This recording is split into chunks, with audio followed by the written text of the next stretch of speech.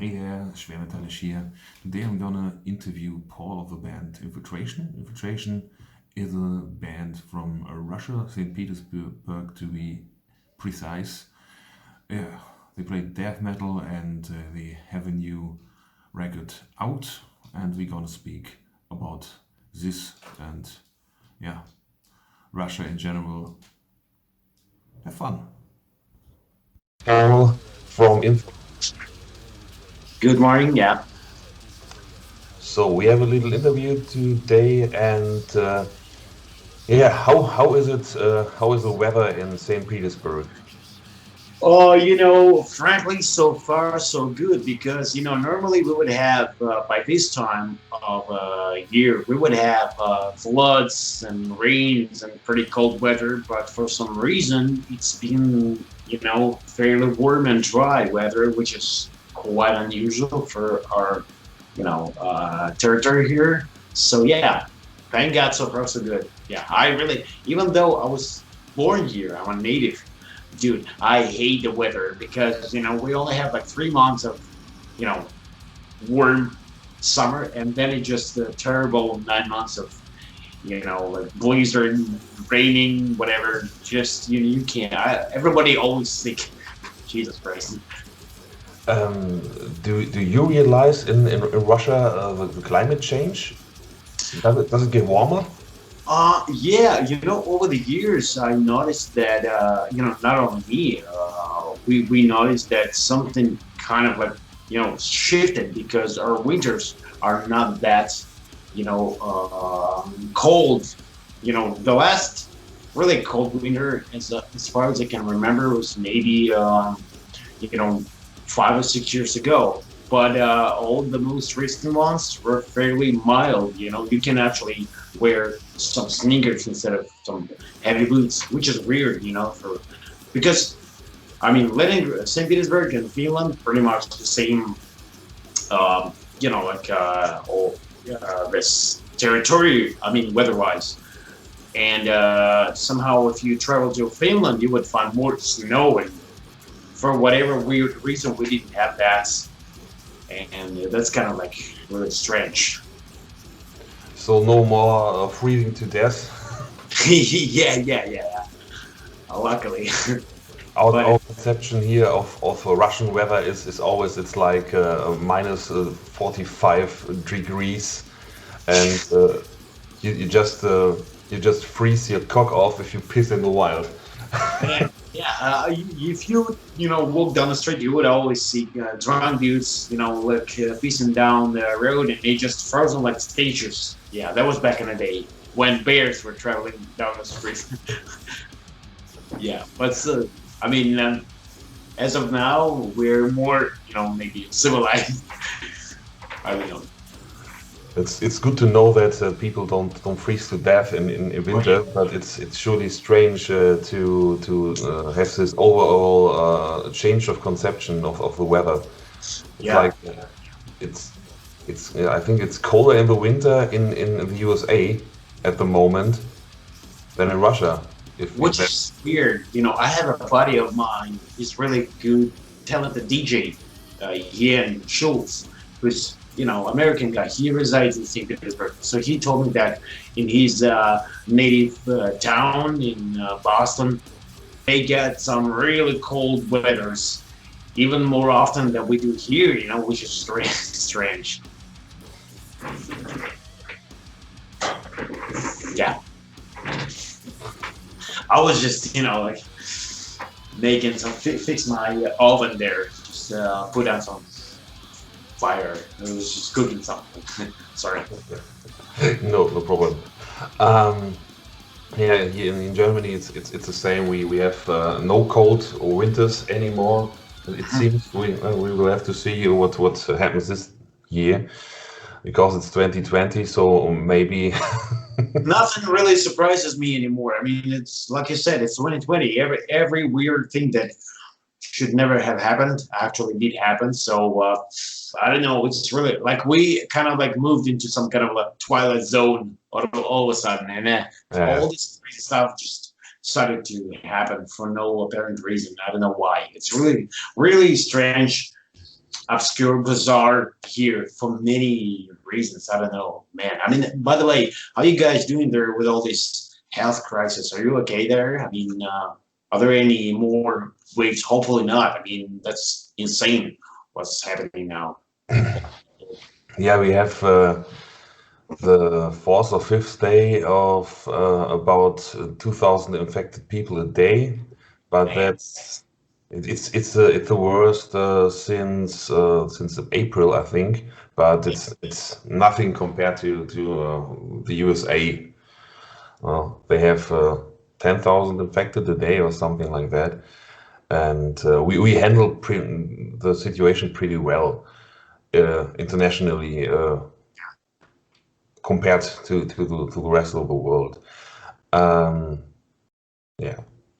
So I don't know anyone who fell ill with COVID, but I'm not denying it's exists. Not like the Americans who say, "Oh, okay, I don't know anyone who has it, so it's not real."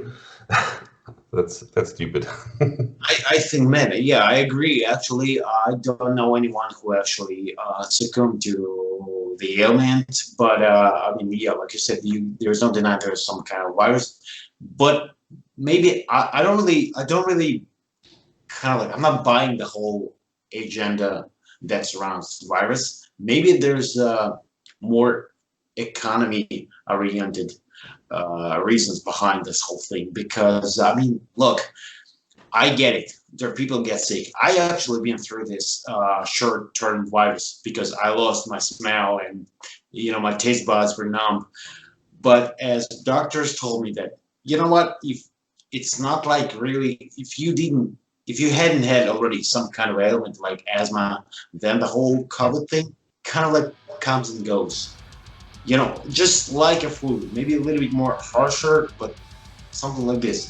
But the whole thing kind of blown out of proportion. Maybe I'm not saying for everyone because there are people who suffer from this, and I hope they will get better. But the whole thing is really a lever to, use some other ideas and agendas just to push through using this virus as a really good reason to manipulate people with.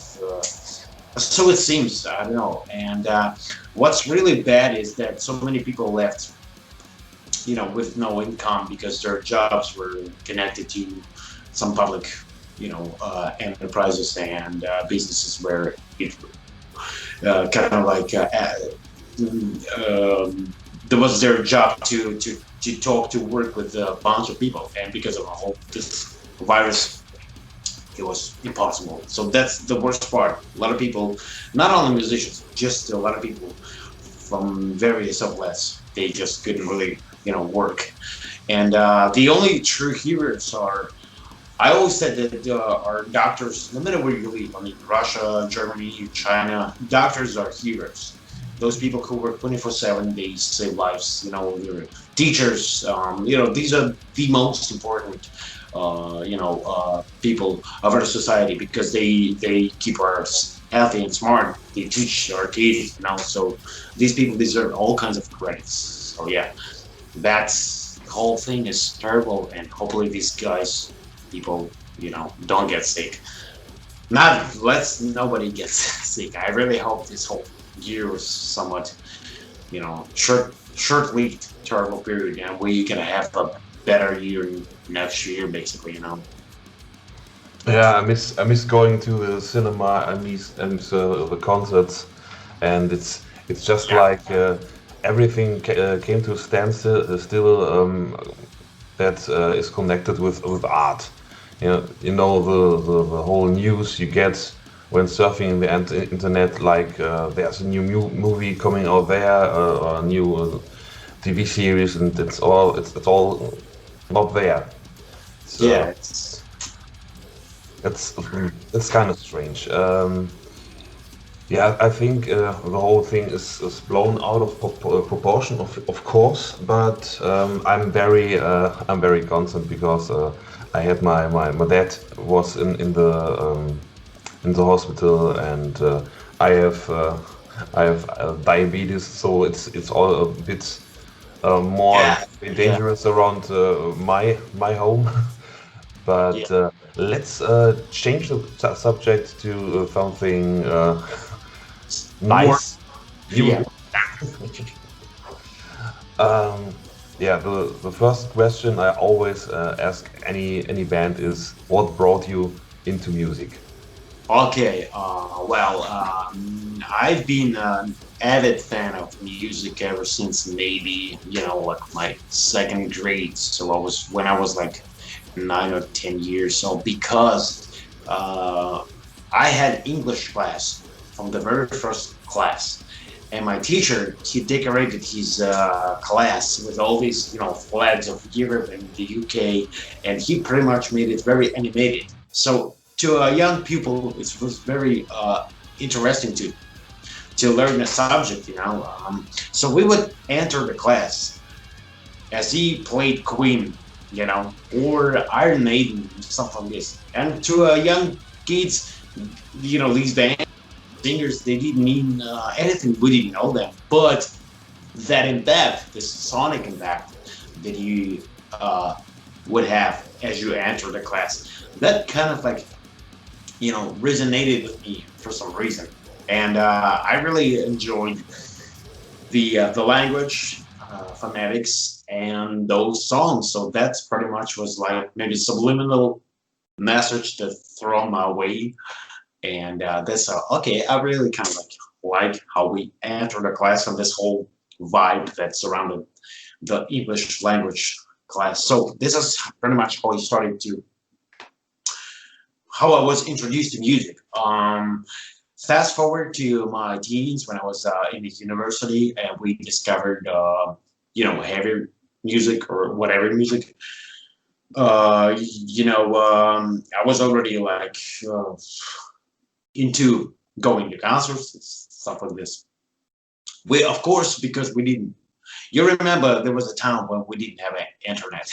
Everything was through magazines and some pictures, tapes, this kind of stuff. And this is how we learned about the very early heavy bands, Sepultura, Obituary, and that kind of stuff.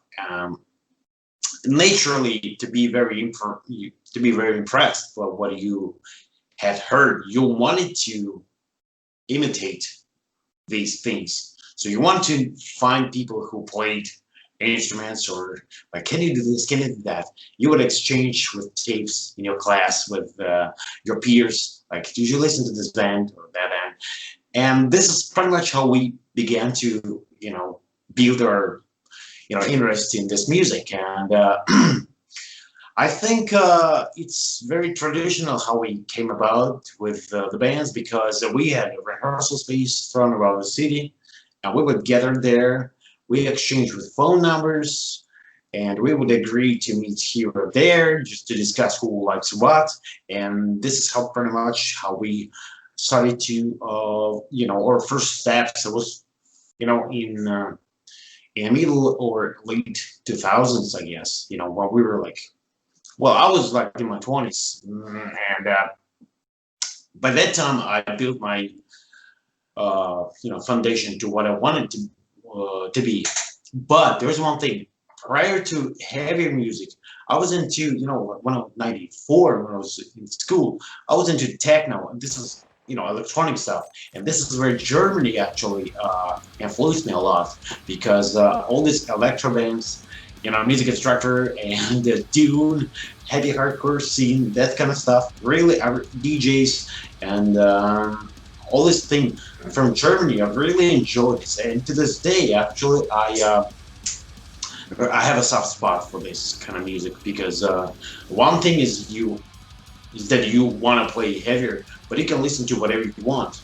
So this is how I found my balance. And every now and then I would go back to these earlier artists, DJs, and bands, just to listen to them, because that kind of like make me really well balanced in my musical, education, so to speak. So thank you guys for that, for electronic dance music, for May Days and stuff like this. I really respect all kinds of music, because if it's a good song, good music, I don't care if it's pop, hip hop or whatever. It's just a good song, you know. So yeah, this is how we came about. We just kind of like saw what we like.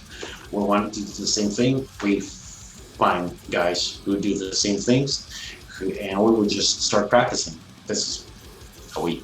That's how our upbringing was built. Is that the tattoo on your arm? Is hardcore? Oh yeah. This is a tattoo of my main band actually. This is I don't know if you can see it. It's a chamber of torture. Ah. This is my main band actually. We're we're already like 4 albums deep into our discography. I can send you a link later if you want to. We're in the midst of writing a 5th record. I know the name. Ah. I know the name.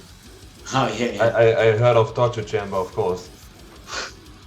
Yeah. So, somewhere between during this, my musical journey with Chamber of Torture, these guys from Infiltration asked me to join them as Andrew and Jack, bass guitarist and the guitarist who formed the band. They wanted me to join them back in 2017. This is where we got together. And even though we are all the natives of the St. Petersburg and pretty much started to play music around the same period of time in the late 2000s, we had never previously played together as a band up until 2017. Like we would know of each other, from mutual friends and whatnot. We would see each other on concerts, but never had a chance to play right up until the 2017. But sometimes things needed to be brewed this long to get to the certain quality, I guess, because quality-wise, I think we already had this amount of somewhat experience that allowed us to, maybe play, hopefully, really good, play and perform good material, and this is what I hope people really enjoy when they listen to our stuff. Yeah, the thing I know about Russia, I don't know many things. Or I don't know. Yeah, I know a few things about Russia, but the thing that struck me the most was how fucking big this country is. Oh man, it takes literally days to travel across. Sometimes it's insane because my occupation back in the day was to travel across the country to various places. And if you go far north, you would sit on a train on Monday and you would get there on Wednesday. This is ridiculous. You would go 48 hours to 72 hours nonstop. You just go and go. This is ridiculous. You're just like, okay, come on. Like, how many more miles do I have to go? But yeah. It's a pretty large territory. If you look at the card, the map, I'm at a loss of words sometimes. If you look at the map, you see like, okay, it's like a continent. Yeah. The half of the continent is Russia. You have upside down. You have down. You have Turkey and Italy and Spain and everything is there, and you look up and it's just boom, Russia. So that's really insane it's insanely large. You said you started your musical education with bands like Iron Maiden and Queen, and by the way, your teacher sounded pretty cool. Oh yeah. So what drove you into the genre of death metal? Because I think it's funny because when I was listening to bands, and I was always looking for somewhat edgier, heavier sounds. This is why I moved from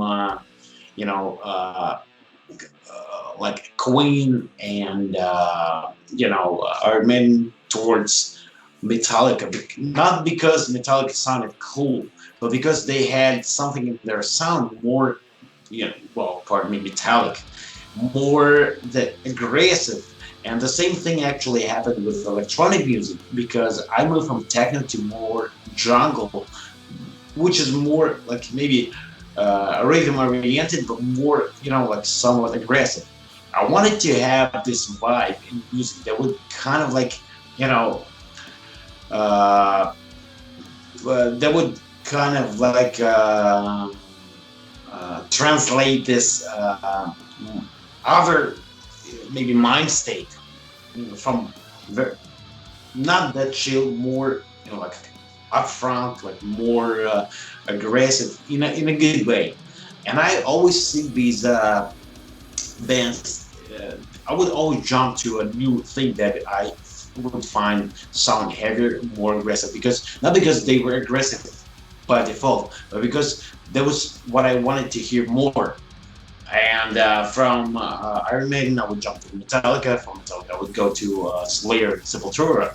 This is how I gradually moved from just more heavy metal type of music to more darker realms of death metal. And right up until I found Slayer and then Cannibal Corpse. And it was like, you know what? Like when you don't know how to explain it, but when you hear it, like, oh yeah, yeah, that's what I'm talking about. This is what I was looking for. So I kind of had known it already what I wanted to hear, but I didn't know how it was called back in the day. So I was like, okay, when I listened to those first tunes, like, yeah, got it. This is my thing. This is what I wanted to hear. So it was kind of like a natural thing for me to move into this darker and heavier territory, music wise. Actually, the same with movies and books. Like if you draw a parallel with music, I would go with Hellraiser in the movie, Alien, like Terminator and Predator, this kind of stuff. And I would go into music like Slayer, Cannibal Corpse. So that kind of like, this is where I was drawn to, like that kind of thing. This is what, because I never really thought it was something negative. It was just the pure energy to me in a form of either visual things or sonic waves, something really powerful. I was drawn to these things. So yeah, I discovered death metal with help of Sepultura, Obituary, and eventually Cannibal Corpse. And this is where I kind of like could, dip my finger on it. Like, yeah, that's what I wanted to hear. That's what I wanted to, play basically. And I also think that, like with every musician out there, not everybody knows in advance whom they want it to be. But somehow your ear catches that instrument that, oh, okay, drums. Like somehow I kind of like single them out. And that could be a precursor to be a drummer. Like, oh yeah, you somehow, your brain somehow singles out or guitars. So to me, there was vocals for whatever reason. Like I would like the music, but the vocals would be like, okay, I really like how these guys sounds, how that guy. So that would that was somehow my precursor to become a vocalist. I really enjoyed to hear really heavy voices, and I just wanted to hear more of that. So I was, needless to say, I was super happy when I heard, Butcher the Birth. I was like, man, this is crazy! Like, holy moly, that's guys. Like, who's that guy? It really sounds like a bear.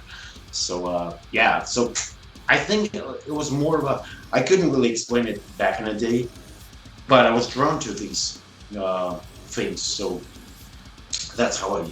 So it's not that you are generally a morbid person. It's more like you are drawn Yeah, of course. intensity. Yeah, yeah, exactly. Yeah, because first of all, I never really believed that some really crazy person is into some these graphic things. Because for me, I also hail from sports, and so if you look at boxing match, these guys, that's fairly brutal sport. Normally guys in real life, very mild, very laid back. They don't really, cause any trouble because you have that sort of outlet Mm. where you can pretty much, or you just hit the gym, go bench press, and after that you kind of like, you didn't really need any reason to be mad about anything because you have this, like outlet somewhere, more of a productive way. I don't really believe there is a bad or good energy if you, as long as you can put it into the right route. So if you're mad or annoyed, just go and hit the sandbag. Then you can kind of like use this annoyance as a fuel to actually become better sportman, basically. So you kind of like use it to your own advantage. So yeah, I don't really think that a bad person per se can or should listen to death metal. That would be a definition of a bad person. Yeah. So to me, it was just the intensity I was seeking for. Yeah, it's a common, pretty common in the metal scene. If you listen, yeah, the style doesn't matter pretty much. It's like if you listen to metal, you like horror. Yeah. It's these are cliches. Sometimes they work. I mean, for people who listen to, but I mean, yeah, we're not bad people. Like I love animals. I love people, and really like people who actually know us in our usual lives. They would never think we do some crazy noises on stage, So But it's the connection from metal to horror is if you dig the cover of a metal band, there's something in your brain that says, okay, that is the kind of aesthetic I dig, and horror movies and fantasy movies, yeah, do have the same kind of vibe artistically. So I think that's the connection. Um, how did this corona situation influence you and your band? Oh, okay. Well, it pretty much actually influenced it a lot because first of all, when the whole thing broke out in last March and the whole world went viral, most of us were well, uh, kind of like stayed indoors because nobody was offered to walk around the streets, lest you want to get, sick. But I mean, and that situation actually resulted in guys writing the whole new record. I mean, we have a debut album coming up real soon, but during the springtime, the guys managed to cook up the whole new record because they had so much free time, basically. And in that regard, of course, I mean, coronavirus kind of like allowed a lot of people have more spare time to dedicate to their crafts, to music in our case, and come up with some good ideas because you have so much time to work on your songs. So in this regard, yeah, we pretty much have a new record in pre-production now. During this period, during the springtime, we had so much time to write. So yeah, much like most of the bands I heard from all over the place, that because of this whole thing, nobody tours, and that resulted in many bands or artists just concentrate more on what they do best, or hopefully do best. So yeah, in this regard, I mean, nothing is without silver lining after all. So yeah, we have come up with new songs. In fact, with 20 songs, 10 from Infiltration, 10 from Chamber of Torture. So I was pretty busy during springtime, just writing for all bands. Yeah, not bad. Um, what is your favorite song of Point Blank Termination? Oh wow! My favorite song. It's kind of tough because funny thing, I never really listened to my music once it's out there, and I really don't separate one song from another, because to me it's the whole process during the during the process of making the record. So what's the best? Well, because I hear from more of a groovier side of things, I would say that my favorite one would be damn it, it's such a tough question. I think perhaps Collateral Damage, because it has this, more, meat paste, galloping rhythm. But, to me, I really just like the completeness of the record itself. I don't really separate one song from another, because I remember how much, you know, uh, passion and time and our blood, sweat, and tears was put into this record. So to me, this is just a whole gigantic, one huge chapter in this audio book. So I can't really separate them, picking one or another. It depends, but I don't right from the top of my head would be Collateral Damage. But I think I like the sound quality of the sound of this record more, and I never really I can't say that there's one song I prefer over another, but I can't thank enough these guys, Jack, Andrew, and Alex, the drummer from the band, who created this whole thing. I think this all the credits goes out to them. I just sing over whatever they created, and these guys deserve all the credit. These guys are phenomenal musicians. So I think I like the vibe of the record instead of just one song. So you and the guys, what are your future goals as a band? Well, I mean, maybe it wouldn't be anything unique here. We would love to, make a record, hopefully receive some feedback, because any artist, no matter what you do, you really, want to hear what people actually think about it, the reaction. As for musical plans, we would love to play as often as we can. We would love to travel places. I would love to travel to Germany or Europe in general, because I have the utmost respect for you guys, for your culture, especially when it comes to music, especially when it comes to festivals, because in Russia we don't really have them. We never really had this culture. I think it's purely European and American culture. We have these big festivals, stuff like that. And I can't, stress enough just how much I love all this with full force and kind of stuff when I see this gigantic production. And your fans, they dig the music more so than we're here, because you have reference points, you have history, cultural history in music that makes even your reviews more available, because this guy sounds like this because back in the day I heard this and that.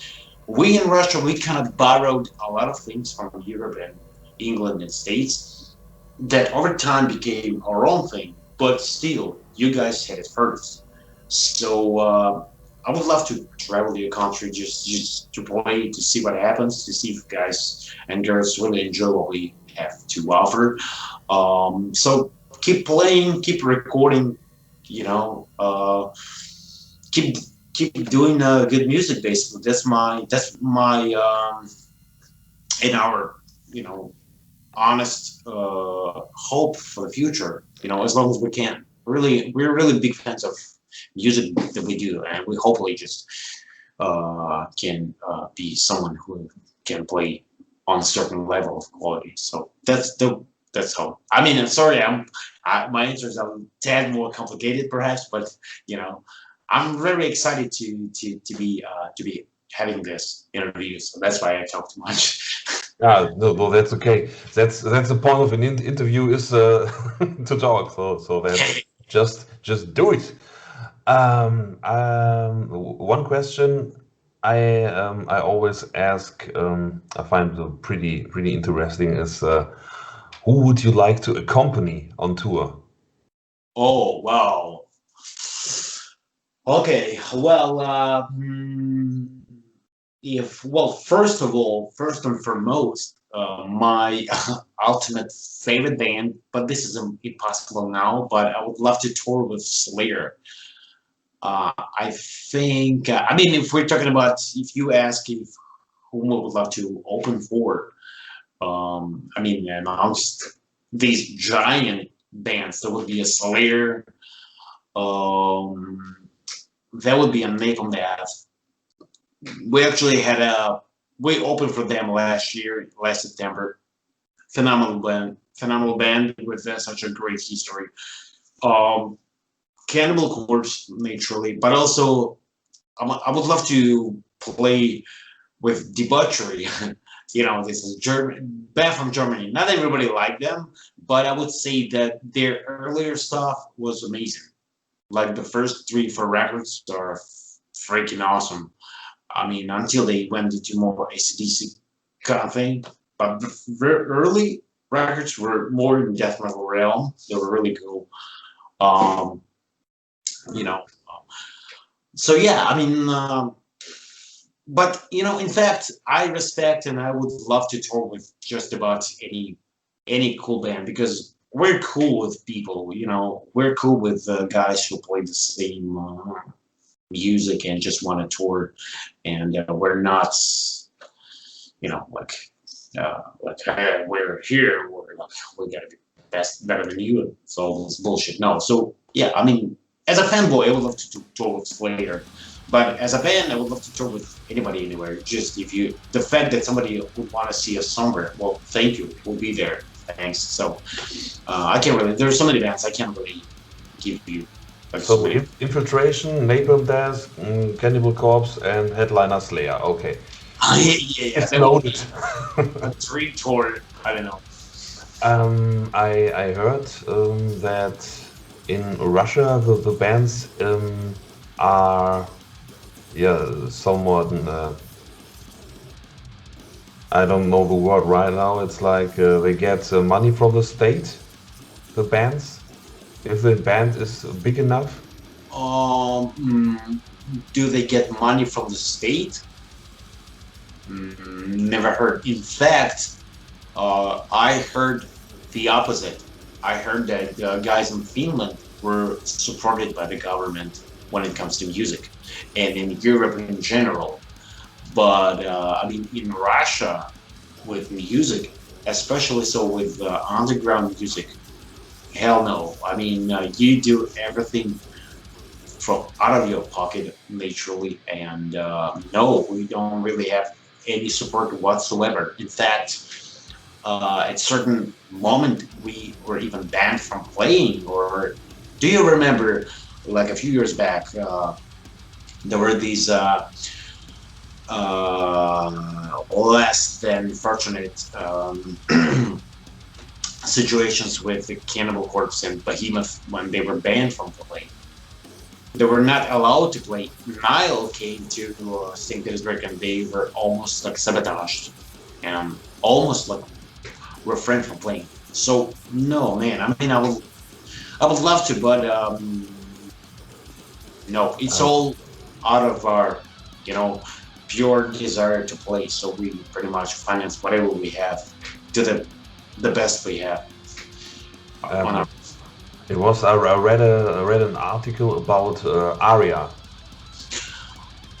You see, I mean, I can't really speak for very established, long-running bands, especially on such a caliber as Aria, because they're a little bit more in a different realm of, musical area, musical field, and again, cannot speak for them, but maybe because this band is such a long runner, maybe somehow they were financed to for their name to be attached to some political reason, perhaps, I don't know, but the thing is that even some very well established bands, even they don't really get financed by government. Yeah, the article said it was like they don't get paid from the state, but they get the equipment, the tour bus. It's the state side, so they can tour and everything with the stuff from the government or the state, and they have to look that they get paid for the tickets and all the stuff. So that's. But I will look into it, and if I find something helpful, I will shoot it over.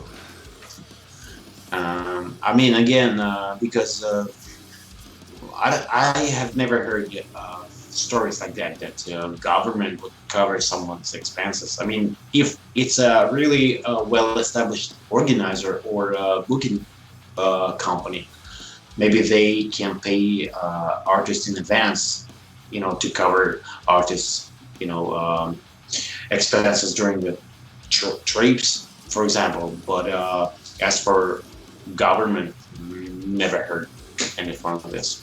Maybe it's because they are around since 1983 or something like that. I think So maybe that's so their name attached to some, it bears some weight, and somebody could use them as, whatever platform for pushing some ideas. Perhaps, I don't know.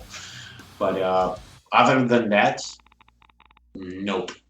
It's hard to believe in the government, especially when you play like in very obnoxious heavy bands. That would be actually a little bit weird, for government to support, bands like that play Chamber of Torture. Okay, that's kind of really.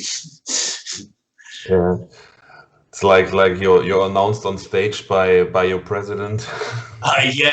Next. Yeah. Okay. Yeah. I mean, But if we that would be cool. it would be cool. I mean, it's like a really cool promo for the election, for someone who wants to run for president.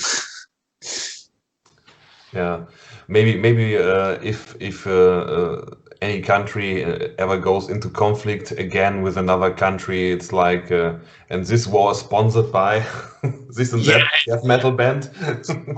By the way, you know what? I hope that we, as a civilized species, I really hope that we will never, even though we live in crazy times, I really hope that we will never get to the point of armed conflicts ever. Because you know what I was thinking about recently? We have such a great outlets. If some country wants to prove their worth, they have technology, science, sports, and music to show their ability to be a bigger, greater country. Like we have Olympic Games, for Christ's sakes. So somebody wants to say they're stronger than another country. Go on. You have so many outlets to show who runs faster, who shoots, more on targets, marks, more precise, whatever. And the same with music, man. So it's a productive way of showing your dominance, if you will. But if you use it in a destructive way, come on, man. Like, who needs this? Like, we all have families. Not everybody. I bet that everybody all over the world really concerned about his family future. So we don't really need to leave that crazy world behind. We really need our kids to prosper and live in a better place. Why would we drop bombs and kill each other? This actually was one of the ideas behind the record which we wrote with the guys in Infiltration, because I wanted to. It's not was about the fact that I wanted to say, hey, I'm gonna drop the bomb. No, my idea was to show that terrible places which we don't want to go, and hey, how about we stop killing? Let's put it in more of a cinematic kind of things and leave it there. Like, because culture is such a powerful thing to show how things can be, and we've already been through this. So how about we just leave it there? It's a good thing to theorize, but in practice, we better be more productive. So I hope we'll never get to the point of any sorts of conflicts, and it's just that's nonsense, for people in 2020. So yeah, I mean, hopefully no president will ever use Infiltration as a soundtrack to their whatever fucking adversaries they have in mind. I also think it's obsolete to really fight in a war when we have esports. Oh yeah. It's like if Trump and Putin have beef with each other, they just play a few rounds of Doom Eternal and let it go. Yeah, awesome idea. Mortal Kombat, or just get in the ring, you know. Yeah, finish him. Yeah, that would be awesome. But instead of that, that would be actually fun, and you know, laughter gets people together. You know. Yeah, let's just do entertainment instead of yeah shooting each other. That would be very cool. Exactly. Exactly. That would And be. then you can do the soundtrack for the esports Oh yeah. Yeah. war, e-war. Yeah. So I'm really finally out of questions, out of ammunition to ask anything else. But I have one final question. Yeah. Sure. Did you do your beard by yourself or do you go to a barber? Did I do what? The beard, do you shave it yourself or did you go to the...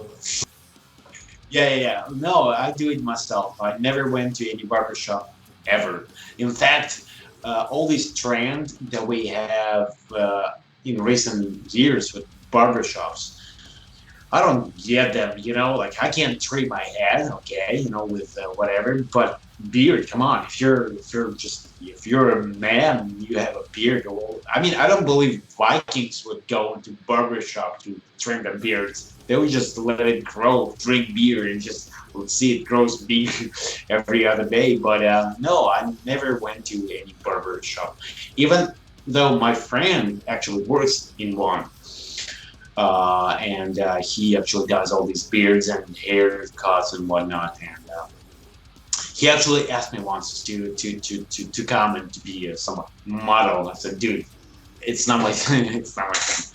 Thank No. you. But no, I've never really done it. Yeah, I do it um yeah monthly normally because I really did fuck it up a few times and it's like if I cut like here and it's it's fucked up, it's really fucked up, I have to take it all off. All right, I see. Yeah. I had some of those moments when damn it, and I would just had to trim myself, you know, just naked. You feel naked when you don't have any beard for the first couple of days. Like, Jesus Christ, what's going on? Because I was not that good with shaving.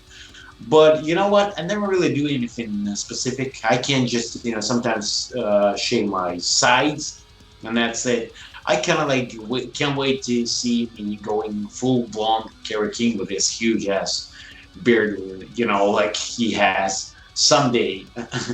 But no, I mean, there is no call for me. I never really wanted, but I mean, it's okay when somebody wants to visit a barbershop because you know you can actually have a really good, well trained to maintain a certain shape of your beard, which is awesome. It's just you know I don't think I need one anyway. So I'm not. It's not that huge so far, in my humble opinion. Okay, so that's that. I will leave you to your Sunday and Google if Vikings had barbers. Oh yeah, would be nice to actually would be surprised. I would be surprised to learn they actually had one. I Google it and I will hit you up if I find something out about how Vikings did their beard. Of Okay. course. So, Uh, and Dennis, actually, thank you very much for your time. And like I said, it's an I'm at loss of words. Just how much I respect and appreciate the fact that you dedicated time and we had a chat. And you know, let's here's to more of these. You know, because I really love talk to people and just you know build the bridges basically. Because I think it's really cool that we have this technology to talk like this. it's amazing, and yeah, thank you very much. Thank you for your time and your interest in our band, and I hope that you enjoy our record because we put all our passion and hearts. And these guys are really talented people who played this whole thing, and I just came in and sing. But yeah, thank you very much. You're Bye. welcome. You're welcome, Paul. Yeah, it was a pleasure to talk to you. Um, I have to sleep a bit more next time because I fucked up with my English a few times, but yeah, No, practice. it's all right. Thank you very much, and have a good sleep and whatever. And so Yeah, yeah, have a cheers. nice have a Yeah, nice Sunday, Paul. have a nice Sunday. Bye. Bye.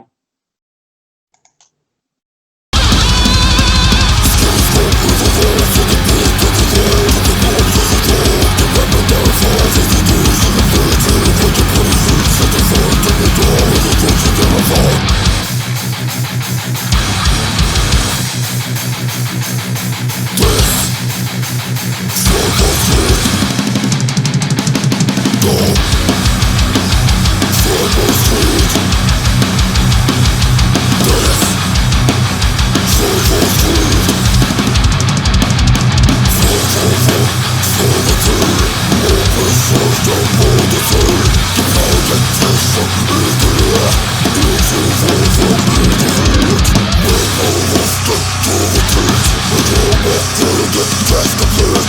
Drink it, put the death of it.